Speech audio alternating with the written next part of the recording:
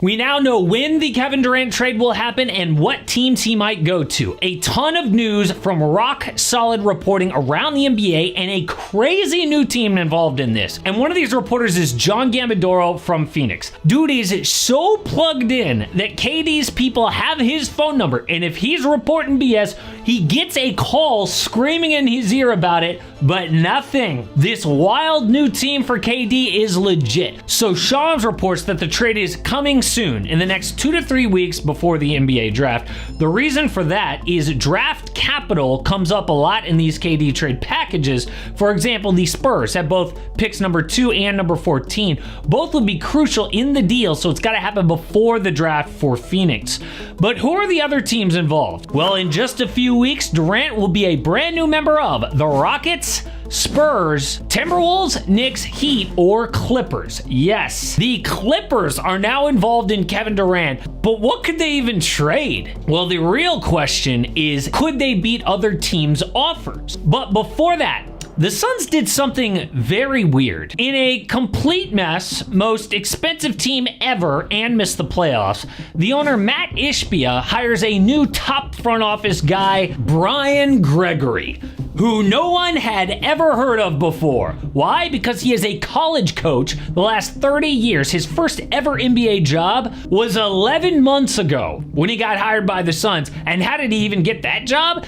Because he was an assistant at Michigan State when Matt Ishbia played there. And you might say, who cares? I mean, nobody knows like potential and secrets in the draft than a college guy who's been there for 30 years. He knows all the young talent probably better than any other GM. Yeah, if the Suns had any draft picks, which they don't, and Matt Ishbia even says he refuses to build through the draft with high picks. So this is the exact opposite of a guy that you would want to lead your front office.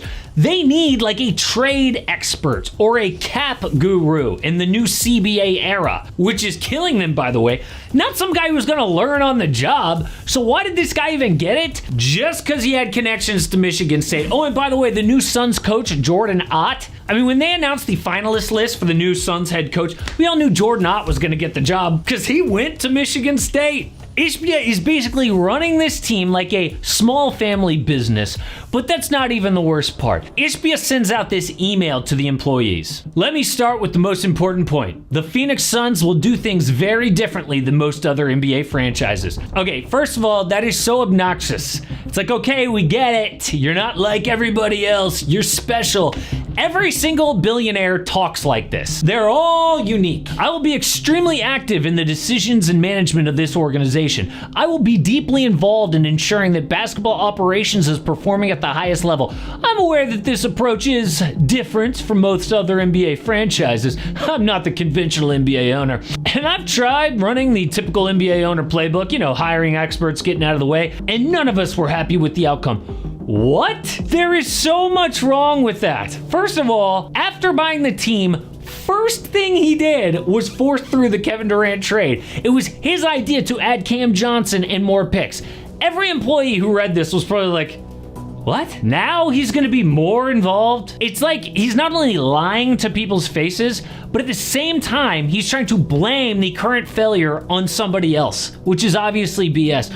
Also, can you stop with the constant I'm different than everyone else thing, please? Like Clay Bennett in OKC or the Holt family in San Antonio, you know what they do? They hire great people like Sam Presti or Greg Popovich and let them do their thing. No, Ishbia wants to be like the others, you know, like Vivek Ranadive, James Dolan, Jerry Jones in football, owners who constantly meddle in basketball decisions and then blame other people by firing them every other year.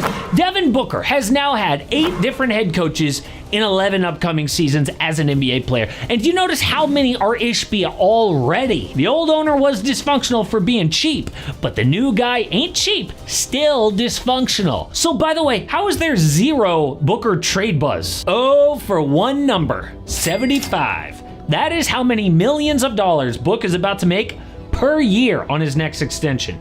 The Suns are about to make Booker the highest paid player of all time per year. Maybe he asks out after signing, but Dude's about to make almost $1 million per NBA game. But we know that KD is about to go, so who is going to get him? Well, we already talked about the Timberwolves, who will not include Jaden McDaniels. But the new team, the Clippers, obviously are all in, right? They could sign KD to a 2-year extension, which lines up his money on their books. So in 2028, they would have more cap space than anyone. But I believe off the table are Kawhi and Ivica Zubac, and the Suns don't even want James Harden. Now, Zoo took such a huge leap last year, I think he's now untouchable. The deal is, Clips get KD for Norm Powell, Derrick Jones Jr., Bogdan Bogdanovic, and the number 30 pick. So Phoenix gets the high quality depth that they need, including DJJ, who is a legit 3-and-D player, Norman Powell, who is a fringe all-star, and a late first. But I think other teams could beat that offer, like the San Antonio Spurs. Now, that Phoenix reporter we talked about suggested they might actually be the front runner. Pair KD with Victor Wembanyama, and De'Aaron Fox could be lethal in the West. Plus, they got Fox for so cheap, they can still make this KD trade without gutting their roster, which is absolutely the front of KD's mind. You want to go somewhere that just gutted their roster to get him. So the deal is, the Spurs get Durant for Devin Vassell, Harrison Barnes, Jeremy Sohan, and the number 14 pick. Now, Phoenix would love either the number 2 pick or current Rookie of the Year, Stephon Castle, but reports say that there is zero chance of them getting either of those. Instead, they have to just settle for Vassell, who's a 24-year-old 3-and-D wing, and that lottery pick, which is probably the best that Phoenix is going to get from any team outside of Houston who could offer number 10. But one name that we are not going to hear is Karl Anthony Towns from the Knicks. That same reporter says Phoenix has zero interest in Cat, which is sad actually for somebody who's under 30 years old and a current NBA All-Star. But what about those Rockets?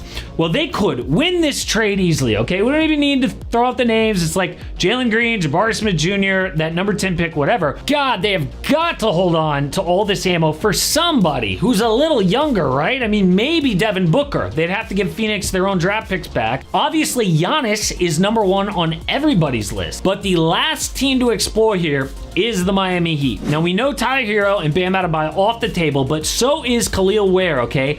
The rookie was way too good for Miami, who doesn't have any real draft picks coming up. They need to hold on to all the youth they can. So their offer is KD for Andrew Wiggins, Robert Williams III, Nikola Jovic, 2 first-round picks, and the Blazers get Duncan Robinson for Time Lord.